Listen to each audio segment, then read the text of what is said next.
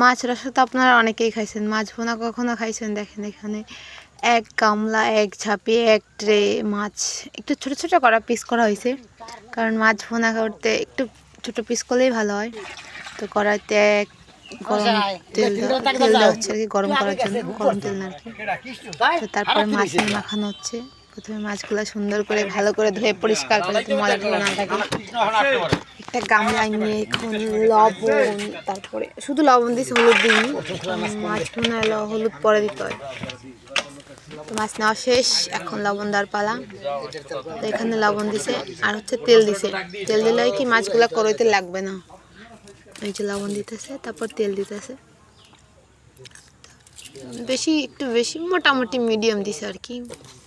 এই যে একটু হালকা একটু তেল দিতেছে যাতে মাছগুলো কড়াইতে না লাগে।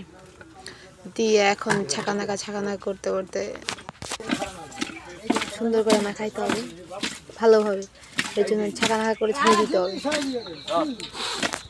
ছাড়িয়ে দেওয়ার পরে আরেকটু ভালো করে মাখাইয়া এখন গরম তেলে ভাজার করা পালা। এই যে প্রথমে একটু ট্রাই করে দেখতেছে ঠিকঠাক করতেছে কি না। ঠিক আছে, তেল মোটামুটি গরম হয়েছে, মাছ দেওয়ার পালা। এক মাছ নিয়ে তুলে লাগাই দিয়ে তেল না ছিটে দেবে। মাছগুলো একেবারে সুন্দর করে শক্ত শক্ত করে ভাজা হবে, তারপর মশলাপাতি দিয়ে রান্না করে মাছ ভুনা করা হয়। মাছ কখনো কখনো খাইছেন? খাইলে অবশ্যই বলবেন। এখানে বড় করে আয়োজন করা ছিল, প্রায় 10 করে মাছ তো ভাজছে, বেশি হলেও পারে।